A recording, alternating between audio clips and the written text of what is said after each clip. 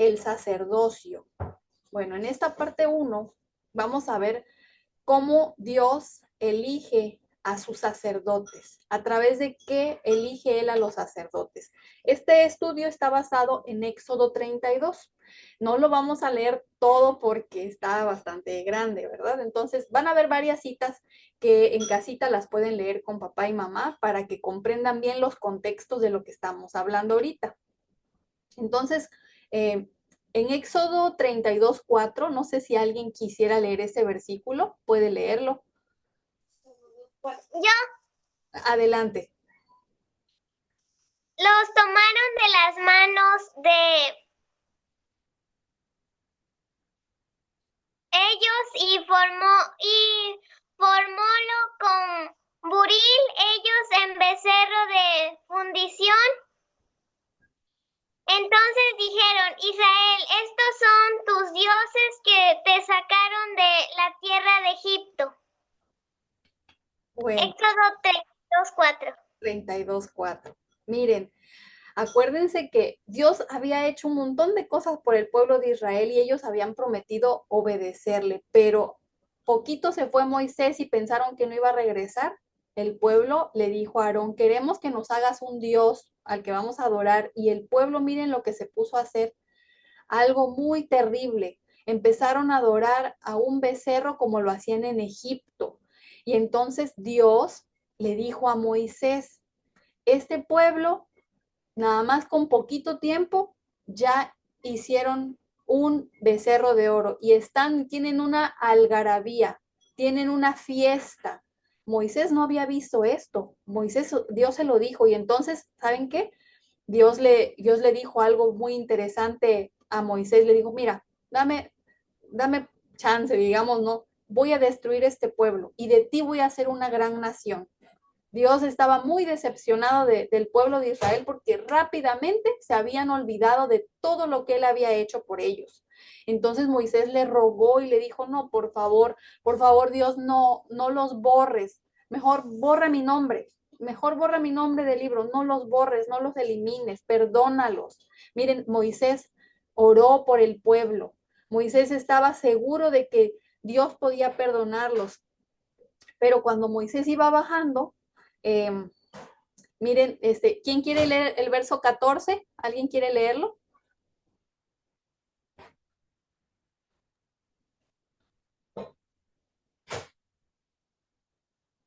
Bueno, yo lo leo. Entonces Jehová se arrepintió del mal que dijo que había de hacer a su pueblo.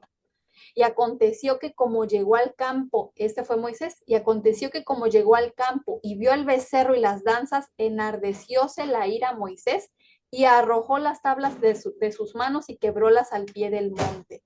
Cuando Moisés vio lo que estaba pasando, miren cómo o sea, le dio mucha indignación a Moisés y lo que hizo fue tirarlas. Miren, ahí vemos que Josué estaba también sorprendido de lo que estaban viendo. Y esto nos enseña algo, que a pesar de que, bueno, no, yo podría haber pensado que el hecho de que Moisés tiró las tablas, que a lo mejor Dios se pudo haber enojado, ¿verdad? Claro que no, Moisés no pecó en eso, sino que era algo simbólico. El pueblo estaba rompiendo las leyes que Dios le había dado y por eso fue que Moisés arrojó las tablas, pero vemos que aunque Moisés, o aunque las personas violen la ley de Dios, eh, la ley de Dios no se va a destruir por eso, porque Dios la hizo eterna. Aquí vemos, aquí hay algo muy importante. La ley no está destruida porque se viole. Dios la escribe de nuevo, porque su ley es inmutable. Eh, les, les quiero dejar de tarea que busquen qué significa inmutable. ¿Sí? Aquí vamos a dejar la primera tarea. Sí, hermanita Nelly, adelante. Amén, hermanita. Mire, en relación a el pecado de Aarón, dice que fue el ser pacificador. Dice el comentario del recurso adventista. Repetimos el pecado de Aarón pacificando, cuando a la vista debería ser clara para discernir el mal y presentarlo tal como es, aun cuando nos coloque en una posición desagradable. Por nuestros motivos pueden ser mal comprendidos. No debemos permitir que se dañe o se haga un mal a ningún hermano o ninguna alma con quien nos relacionamos. Este descuido de mantenerse firmemente de parte de la verdad fue el pecado de Aarón. Si él hubiese hablado claramente la verdad, nunca se hubiera hecho ese becerro de oro. El mismo espíritu que lo indujo a eludir claramente la verdad por temor a ofender, lo llevó a practicar una falsedad al señalar al becerro de oro como una representación de aquel que lo sacó de Egipto. Así una infidelidad, dice, lleva a otra. Esto lo encontramos en primeros escritos, hermanita. Ay, gracias, Y en hermana. relación al pecado de Moisés, dice, bajó del monte con las 2 tablas de piedra y vio a Israel adorando al becerro de oro. Se airó grandemente y arrojando al suelo las tablas, hizo las pedazos. Vi que Moisés no pecó en este.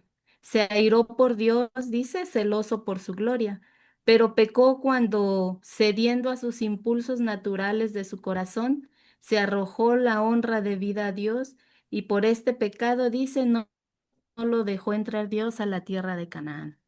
Amén, hermano. Sí, hermanita Nelly, gracias. Sí, el pecado que no permitió a Moisés entrar no fue lo de la tirar las tablas, sino fue cuando golpeó la roca, porque la golpeó, no la debió haber golpeado.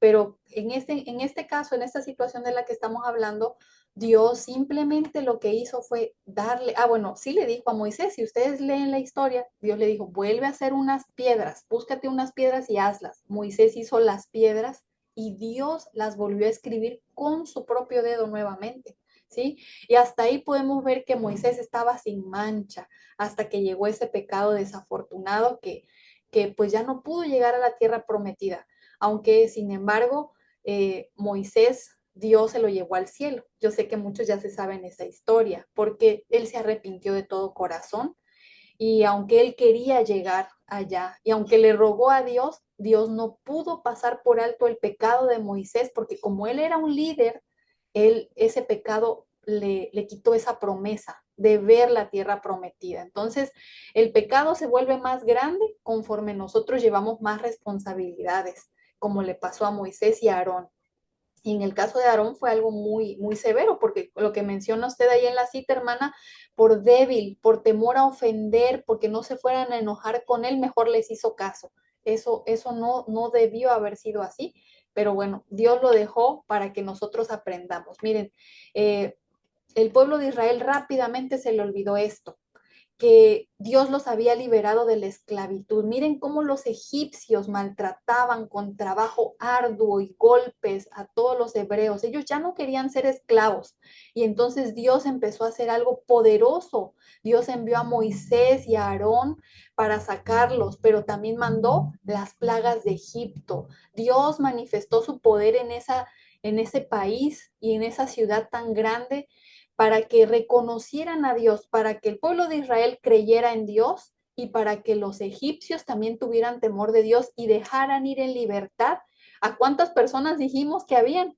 Casi 2 millones de personas. ¿Se imaginen? Era muchísimas personas, por eso los egipcios no querían que el pueblo de Israel fuera libre, porque trabajaban muchísimo, por eso hacían muchas construcciones y bueno, les salía barato, porque no les pagaban más que les daban la comida, lo necesario, pero Dios quería que su pueblo le sirviera y por eso Dios hizo todo eso para sacarlos. Luego, cuando ya por fin Dios los sacó, miren, aquí vemos que Dios le pidió a Aarón y a Moisés que hicieran un pacto, que rociaran con sangre el libro de la ley para que ellos, perdón, el libro del pacto, porque ellos estaban haciendo un pacto, que lo que Dios dijere, ellos iban a cumplir y que Dios iba a cumplir sus promesas. Ese fue el pacto que ellos rompieron cuando hicieron el becerro de oro. Todavía hacía unos días que ellos habían hecho ese pacto y que dijeron, todos dijeron, sí lo haremos. Sí, vamos a hacer caso, pero ahí es donde Dios quería que entendieran que por nuestra propia cuenta y que por su propia cuenta ellos, nosotros no podemos obedecer. Necesitamos ser humildes y pedirle a Dios que nos ayude a obedecer, porque el enemigo ha hecho que seamos muy débiles, así como fue débil Aarón y que cedió a que la mayoría quería un ídolo, así somos casi todos nosotros, podemos ceder a muchas tentaciones, pero Dios no quiere eso, Dios quiere que pidamos con fe para poder vencer, así como lo hicieron todos los vencedores de la Biblia, así como venció Daniel, así como venció Moisés, Aarón, que logró salir después de eso, fue vencedor también. Y como todos los ejemplos bíblicos de vencedores que vemos, fue porque dependieron de Dios. Entonces Dios, miren, se había manifestado en el monte de Sinaí con rayos, con truenos, al grado de que tenían tanto miedo y le dijeron a Moisés, no, que ya Dios no hable con nosotros, que hable solo contigo porque nos da miedo su presencia. Entonces, entonces algo se tenía que hacer por esa rebelión. Entonces Dios le dijo a Moisés las indicaciones de cómo se iba a solucionar ese problema de la idolatría, porque fue muy grave la ofensa. ¿Quién quiere leer Éxodo 32:26? Púsose Sí, hermana. Moisés, Ok, adelante. ¿Quién empezó primero? Adelante. púsose Moisés a la puerta del Israel y dijo, ¿quién es de Jehová? Jústense conmigo, y juntáronse con él todos los hijos de Leví. Amén. Sí, entonces Dios tenía un propósito. Dios sabía que no todos habían pecado. Y entonces cuando Dios hizo esa pregunta, ¿quién es de Jehová? Los que salieron al frente de esas casi 2 millones de personas fueron los levitas. Yo me imagino que ha de haber sido un grupo grande. Y saben, bueno, yo se los voy a contar, pero ustedes pueden leerlo en casita, todo el capítulo 32. Y entonces Dios les dio una tarea muy difícil. Ellos tenían que agarrar sus espadas y jurar que iban a matar a aquellos que habían iniciado con la idolatría. Y algo muy terrible pasó. Ellos tuvieron que matar a 3,000 de sus hermanos, del 3,000 del pueblo de Dios. Yo me imagino que fue algo muy difícil, pero los levitas tuvieron ese valor. Por eso Dios les encargó el sacerdocio, que no era un asunto fácil, ¿sí? Miren, vamos a leer estos versículos. Esto lo voy a leer yo porque está un poquito largo. Y Jehová habló a Moisés diciendo, haz llegar a la tribu de Leví y hazla estar delante del sacerdote Aarón para que le ministren y desempeñen su cargo y el cargo de toda la congregación delante del tabernáculo del testimonio para servir en el ministerio del tabernáculo. Y guarden todas las alhajas del tabernáculo del testimonio y lo encargado a ellos de los hijos de Israel y ministren el servicio del tabernáculo. Y darás los levitas a Aarón y a sus hijos, les son enteramente dados entre los hijos de Israel. Y constituirás a Aarón y a sus hijos para que ejerzan su sacerdocio, y el extraño que se llegare morirá. Y habló Jehová a Moisés diciendo, he aquí, yo he tomado a los levitas de entre los hijos de Israel en lugar de todos los primogénitos que abren la matriz entre los hijos de Israel. Serán pues míos los levitas. Pues mío es todo primogénito desde el día que yo maté todos los primogénitos en la tierra de Egipto. Yo santifiqué a mí todos los primogénitos en Israel, así de hombres como de animales, míos serán, yo Jehová. Bueno, esta fue la orden que Dios le dio a Moisés. Sí, hermana Nelly, adelante. Hermanita, me gustaría darle también lectura a un escrito, hermanita. Dice, Claro que sí, recordemos hermanita. la rebelión de Coré, Datán y Abiram contra Moisés. Dice, pero se dio prueba de que el sacerdocio se había instituido en la familia de Aarón por orden divina. Cada tribu preparó una vara y escribió su nombre en ella. El nombre de Aarón estaba en la de Leví. Las varas fueron colocadas en el tabernáculo delante del testimonio. El florecimiento de cualquier vara indicaría que Dios había escogido esa tribu para el sacerdocio. A la mañana siguiente aconteció que vino Moisés al tabernáculo del testimonio, y he aquí que la vara de Aarón de la casa de Leví había brotado, echado flores y arrojado renuevos, y produjo almendros.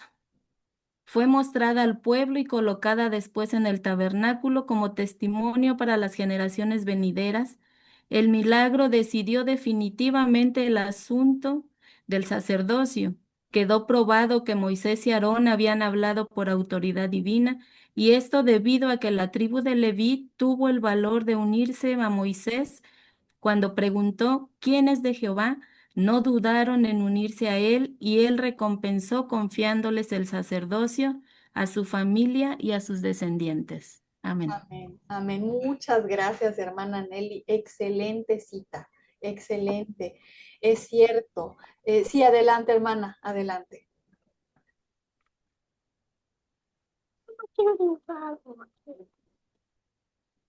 No, hermanita, perdón. Sí, ok, ok. Bueno, entonces vemos, Dios premió la valentía y el celo, porque quiere decir que los levitas en ese momento no participaron de ese culto, ellos no quisieron deshonrar a Dios y entonces cuando surgieron las dudas en cuanto al sacerdocio, Dios hizo la prueba que nos mencionó la hermanita y la vara de Aarón floreció. Y nosotros vamos a ver que de manera muy especial los descendientes de Aarón eran los responsables para tener el cargo de sacerdotes. Los levitas se encargaban del santuario, pero solo los descendientes de Aarón, los hijos, los nietos, los bisnietos, solo ellos podían ser sacerdotes y sumos sacerdotes, nadie más. Inclusive, aquí mencionamos ahorita en un versículo que leímos, que si un extranjero, si alguien se acercaba y se metía al tabernáculo, ¿qué debía pasar con ellos? Debían morir. Solamente los levitas estaban a cargo del santuario, era tan sagrado. Y también les voy a dejar otra tarea. Aquí vamos a poner otra tarea. Hay un caso bíblico de alguien que se atrevió a hacer el trabajo de los sacerdotes y que Dios lo desechó. Quiero que me investiguen quién fue esa persona que se atrevió a hacer un trabajo de los sacerdotes. Entonces ya van dos preguntitas, ya se las mando luego en el WhatsApp, ¿sí? Entonces, vemos que a los levitas, entonces Dios les encomienda el servicio especial. Ellos tenían que armar el tabernáculo, mover los muebles, poner las cubiertas, abrir las puertas ya cuando el templo estuvo hecho. Ellos eran los de la enseñanza, ellos eran los que podían limpiar los instrumentos, preparar todo lo que se tenía qué hacer para el tabernáculo, tenía que pasar por la mano de los levitas. Ellos tenían el alto cargo de enseñarle al pueblo a obedecer a Dios. Ellos, cada vez que había fiestas, ya sea la Pascua, el día de la expiación, las trompetas, las cabañas, todas las fiestas que se mencionan del tabernáculo, ellos eran los maestros porque ellos eran los que tenían los libros sagrados para enseñar al pueblo. Ellos llevaban el arca, era un acto muy sagrado. En este caso, eran de los hijos de Aarón, eran especiales, creo, los cuatitas, los únicos que podían tener contacto con el arca del pacto. Ellos también, su trabajo era hacer los sacrificios. Ellos tenían que encender el altar del holocausto, ellos tenían que llevar la sangre, ellos eran los que tenían que hacer las labores más importantes. Ahora, los levitas que no eran sacerdotes, miren, ellos llevaban el agua, llevaban la leña, se encargaban de llenar las fuentes, no eran sacerdotes, pero eran levitas y también participaban en el culto que Dios tenía. Otro cargo muy importante de los levitas eran los encargados de la adoración y de la música. Eran expertos, eran trompetistas, arpistas, flautistas. Ellos tenían Dios les había premiado su valentía con muchos dones y con muchas responsabilidades. Sí, ellos eran personas realmente muy, muy importantes en el pueblo porque ellos ministraban a través de Dios también. Entonces, ¿quién quiere leer Deuteronomio 21:5?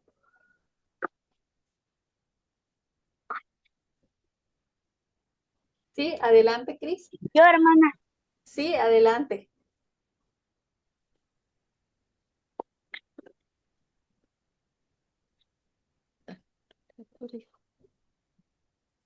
Entonces vendrán los saqueadores, sacerdotes, hijos de Leví, porque a ellos escogí, escogí o escogió Jehová tu Dios para que les sirvan y para bendecir en nombre de Jehová y por el dicho de ellos se determinará todo pleito y toda llaga.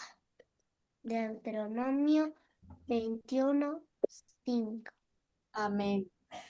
Miren, aparte de todo lo que ya les mencionamos que hacían los levitas, eran músicos, enseñaban, tenían otras cosas muy importantes que hacer, que era arreglar pleitos. Dios había dejado jueces, pero cuando un problema entre familias no se podía resolver, tenían que llamar a un sacerdote.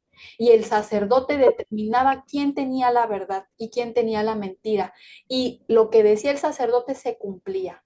Eran una autoridad muy fuerte y toda llaga. ¿A qué se refiere eso? Ahorita vamos a ver a qué se refiere toda llaga. Bueno, aquí vemos un ejemplo, ¿no? Aquí vemos como que hay una discusión, como que están arreglando un problema. El que tenía la última palabra era el sacerdote y él dictaba la sentencia. ¿Sí? Otra cosa que ellos tenían que hacer era revisar a los enfermos de llagas. Habían llagas de varios tipos, pero había una llaga en especial que era muy contagiosa y era la lepra. Entonces, el único que podía decir si era lepra o no era lepra era el sacerdote, y el sacerdote llegaba a ver al enfermo o le llevaban al enfermo, y si él decía, necesitan excluirlo del campamento porque tiene lepra, esa persona quedaba alejada completamente del pueblo. Tenía una habitación donde vivir y probablemente le daban, sus familiares le llevaban comida, pero ya no podían regresar. Y también el sacerdote, por ejemplo, si veía que algo estaba contaminado con lepra, podía mandar a quemar una casa. El sacerdote era el que estaba encargado de todos los aspectos del culto, incluyendo la salud. Era muy importante el cargo del sacerdote, ¿sí? Y nos dice aquí en Deuteronomios 24, 9 y 10, ¿alguien quiere leerlo?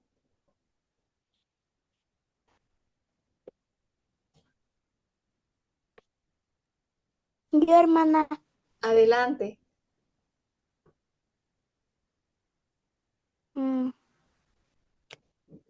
Guárdate de llaga de lepra, observando diligentemente y haciendo según todo lo que os enseñaren los sacerdotes levitas.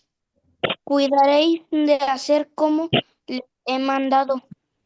Acuérdate de lo que hizo Jehová tu Dios a María en el camino, después que salisteis de Egipto. Deuteronomios 24, 9 y 9. Era 10. Bueno, 24, 9 y 10. Gracias, Mateo. Sí, miren, acuérdense que cuando iban en camino hacia el desierto, a María y a Aarón se les ocurrió hablar mal de Moisés. Y entonces Dios castigó a María. ¿Y qué pasó con María? Y no sé si se acuerdan, a María la tuvieron que separar del pueblo durante 7 días hasta que todos los vestigios de la lepra se le quitaron. Y acuérdense que también la lepra se le quitó porque Moisés oró por ella. Porque si no, Dios no le hubiera quitado la lepra. Moisés también intercedió por su hermana y Dios la perdonó. ¿sí? Entonces, los sacerdotes aquí, esta parte nos dice, guárdate de llaga de lepra, observando diligentemente y haciendo según todo lo que os enseñen los sacerdotes levitas. ¿Qué quiere decir? Que los sacerdotes eran como los médicos misioneros, enseñando al pueblo cómo debían limpiar todo, cómo debían de manipular la comida, cómo debían limpiar sus casas para que tuvieran higiene y para que no les diera lepra, ¿sí? Entonces, los sacerdotes y los levitas tenían esas grandes responsabilidades entre el pueblo y por eso Dios les mandaba, háganle caso a lo que les enseñen los sacerdotes levitas, ¿sí?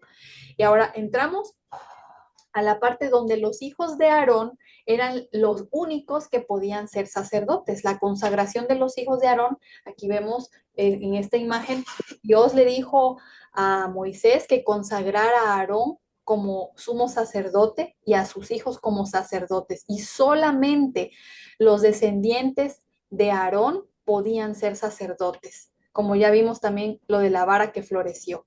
Vemos aquí, únicamente Aarón y sus descendientes podían oficiar el culto de los sacrificios. Nadie podía llegar a ser sacerdote si no había nacido en la familia. Y cuando les pase esta presentación, ustedes van a poder buscar todos esos textos que están aquí, porque son bastantes, no los vamos a leer ahorita, pero están en la Biblia, cómo es que ellos llegaron a obtener este cargo. Entonces, como era algo muy especial, entonces habían sacerdotes especiales para poder llevar las familias, ¿verdad?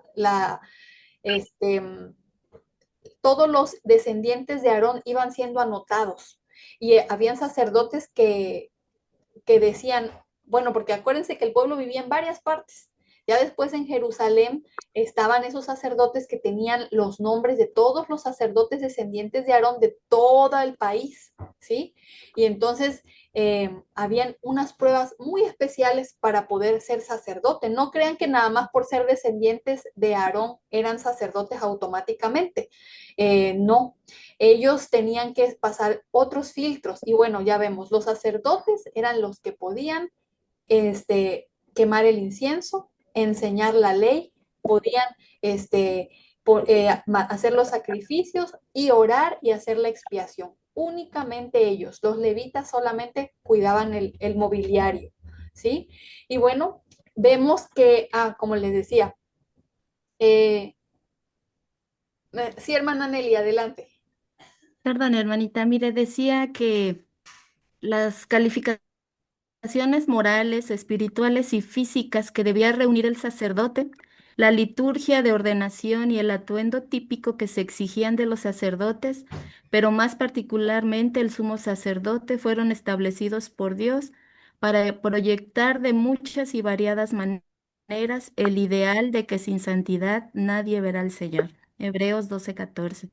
Amén. Ya que esa ropa era simbólica, tenía que ser perfecta porque ninguna cosa fuera de la perfección podía representar debidamente la santidad del culto divino. Vas a El ver ahorita. sacerdote Vas era a ver en un ahorita. sentido especial una figura de Cristo y por tanto representaba al pueblo ante Dios. Amén. Amén. Sí, hermanita, gracias. Muy buen punto que acaba de mencionar. Como les decía, los sacerdotes, aunque fueran familiares de Aarón, no precisamente eso era el pase directo. Tenían que ser sin imperfecciones. Cada vez que un descendiente de Aarón se acercaba para querer ser sacerdote, los sacerdotes lo examinaban y si encontraban un defecto, por ejemplo, que tuviera una pierna más larga, que no tuviera un ojo, que tuviera algún defecto físico, no podía ser sacerdote. Eso era algo porque, como dijo ahorita la hermanita, sin santidad y perfección. Dios quería que los sacerdotes se destacaran por esa perfección, porque ellos estaban haciendo un papel muy importante, enseñándole al pueblo que sin santidad nadie verá al Señor. Pero ¿qué se hacía con ellos? Con aquellos descendientes de Aarón que no cumplían con esta santidad, que tenían algún defecto, no se les desamparaba. Ellos seguían, ¿cómo se dice? siendo sustentados por las ofrendas y por todo lo que tenían derecho, pero no podían ministrar. Y si su defecto era muy sutil, no se notaba mucho que tenía un defecto, se les permitía ayudar, así como los demás levitas, para llevar la leña, para llevar el agua, para servir a Dios. Sin duda alguna, los sacerdotes descendientes de Aarón, ellos, algo también muy importante es de que como Dios los escogió, Dios permitió desde muy pequeños, si había un niño de la familia de Aarón, descendiente de Aarón, desde muy chiquito lo iban preparando para ser sacerdote, ¿sí? Así como ustedes pueden ver en la historia de Samuel, Samuel era un descendiente de Aarón, de la tribu de Leví, y cuando Ana lo llevó, ya lo llevaba preparado, lo llevaba con una educación muy especial. Entonces era muy especial para el pueblo tener a los descendientes de Aarón, y desde muy niños se les inculcaban todas estas verdades, ¿sí? Y bueno, vamos a ver, con respecto a la tarea, vamos a leer el versículo que nos leyó Vanessa. Dice, el que venciere será vestido de vestiduras blancas y no borraré su nombre del libro de la vida y confesaré su nombre delante de mi Padre y delante de los santos ángeles. ¿Sí? Aquí vemos que esas vestiduras blancas que se le daba eran, acuérdense, porque no tenían defectos, ¿sí? Entonces, igualmente para todos los que ahora siendo llamados por Dios para llevar su verdad, todos los que seamos encontrados limpios, dice que Dios nos va a poner vestiduras blancas y va a escribir nuestro nombre en el libro de la vida. Esa es una promesa también para nosotros, ya no solo para los levitas, sino para todos nosotros. Y aquí vemos ese mar de vidrio. Aquí está en Apocalipsis 3:15. Bueno, yo me imagino que va a ser mejor que ese. Nosotros simplemente estamos viendo una imagen que alguien hizo y vemos que es un mar de vidrio, dice, mezclado con fuego. Y vemos que todos están vestidos de blanco, ¿verdad? Porque significa pureza, justicia, santidad. Eso es lo que justamente es lo único que vamos a poder llevar al cielo. Y es algo muy bonito porque si aquí no tocamos un instrumento, allá en el cielo sí vamos a poder tocar. Dice que Dios nos va a dar arpas a todos los redimidos para tocar y para cantarle a su santo nombre. ¿Sí? Bueno, aquí vemos otra de las características. No sé si alguien de ustedes, niños, quiere leer Levítico 21 del 21 al 23.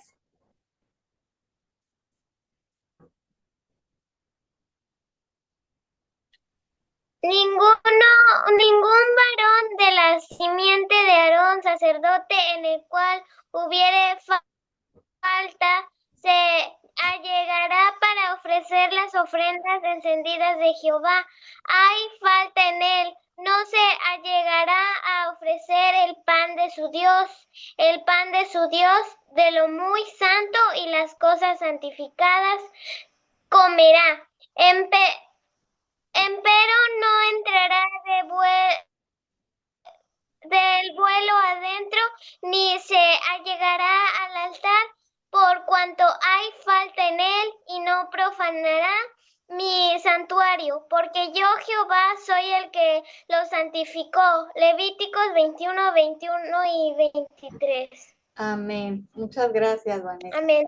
Amén. ¿Sí? ¿Ven? O sea, el sacerdote que tuviera algún defecto no podía ministrar las cosas sagradas, porque dice, porque yo Jehová soy el que lo santifico. Dios quería que fuera muy estricto, que el pueblo entendiera perfectamente que a Dios solo se le sirve con lo mejor, ¿sí? Con la santidad, con toda la devoción. Y entonces estos descendientes de Aarón no podían hacer más si tenían algún defecto, ¿sí? Y aquí vamos a ver otra de las cosas que sí podía hacer el sacerdote, pero el sumo sacerdote no podía hacer. Dice, el sacerdote no se podía casar con una mujer ramera o que la hubieran violado o que la hubiera dejado su esposo, que fuera divorciada, ¿sí? Porque ellos debían vivir en santidad. Entonces Dios quería para ellos una mujer virgen, o en algunos casos podían tomar una viuda, ¿sí? Dice, lo santificarás por tanto, pues el pan de tu Dios ofrece, santo será para ti, porque santo soy yo Jehová, vuestro santificador. el que estaba dando las órdenes, acuérdense que todo lo del santuario no fue invención de Moisés ni de Aarón. Dios dio las especificaciones. Dios dijo, esto es lo que tienen que tener los sacerdotes. Y él quería que fueran puros. Pero aquí voy a hacer la excepción. El sumo sacerdote ese no se podía casar ni siquiera con una viuda. Él solamente se podía casar con una mujer virgen. Ninguna de las demás mujeres mencionadas se podía casar con el sumo sacerdote. Entonces, imagínense, para un sumo sacerdote era sumamente importante encontrar una mujer como la que Dios quería. Y eso nos hace referencia a la iglesia. Dios, como el esposo y como sumo sacerdote, se va a casar con una iglesia pura y virgen. Dios no va a escoger una iglesia que esté manchada, una iglesia que esté engañada, una iglesia que es ramera, que está con otros dioses, ¿verdad? No, Dios tiene una iglesia pura, por eso también era súper importante lo que el sumo sacerdote hacía. ¿Sí? Otra de las cosas que, bueno, aquí lo que le estoy diciendo, el sumo sacerdote no podía tomar ninguna de las mujeres mencionadas anteriormente. Y ahora vemos aquí, dice, y Jehová dijo a Moisés, habla a los sacerdotes hijos de Aarón y diles que no se contaminen por un muerto en sus pueblos, mas por sus parientes cercanos, o si fuera su mamá, su papá, su hijo, un hermano o una hermana virgen a él cercana, a la cual no haya tenido marido, por ella se podrá contaminar. ¿Qué quiere decir? Que el sacerdote, por ejemplo, este sacerdote, que no era el sumo sacerdote, él sí podía tocar algunos cuerpos muertos de sus familiares cercanos, pero el sumo sacerdote no podía tocar. Por ejemplo, si se moría el papá, la mamá o un hijo del sumo sacerdote, si ella moría, él no podía acercarse. Ellos no podían tocar cosas muertas porque ellos se podían contaminar. Entonces Dios era muy estricto en ese sentido y el sumo sacerdote tampoco. No podían, ellos no podían hacer, no podían avanzar más de lo que Dios les permitía. Y bueno, como les decía, sí, hermana Nelly, adelante. Sí, hermanita, otra cita. Dice, hay condiciones que cumplir si es que vamos a ser bendecidos y honrados por Dios. Debemos separarnos del mundo y negarnos a tocar aquellas cosas que desviarían nuestros sentimientos de Dios. Dios tiene el primero y el supremo derecho sobre su pueblo. Amadlo y amad las cosas celestiales. Vuestros zarcillos deben ser cortados de todo lo terrenal. Se os exhorta a no tocar lo inmundo, pues a vosotros tocarlo quedamos inmundos. Es imposible que os unáis con los que son corruptos y que permanezcáis puros. ¿Qué compañerismo tiene la justicia con la injusticia? Dios y Cristo quieren que el hombre sepa que si se une con lo corrupto, se volverá corrupto. Se han preparado muchos medios que podamos elevarnos de las bajezas terrenales y para nuestro amor esté firmemente en Dios y en las cosas celestiales. Amén. Amén. Ay, hermana, qué bonita cita. Es muy importante. Como vemos nosotros niños aquí en la diapositiva, solamente los que van a estar en el mar de vidrio van a estar vestidos de blanco. Quiere decir que no tocaron nada sucio, que se apartaron de toda la mundanalidad, todas las cosas vanas que este mundo ofrece, no van a estar entre los que estén en el mar de vidrio. Por eso es la invitación, ¿verdad?, que Dios nos hace a vivir en santidad, porque Él es santo y quiere que su pueblo sea santo. Bueno, entonces en esta noche quiero dejarles, bueno, doy por terminada la clase.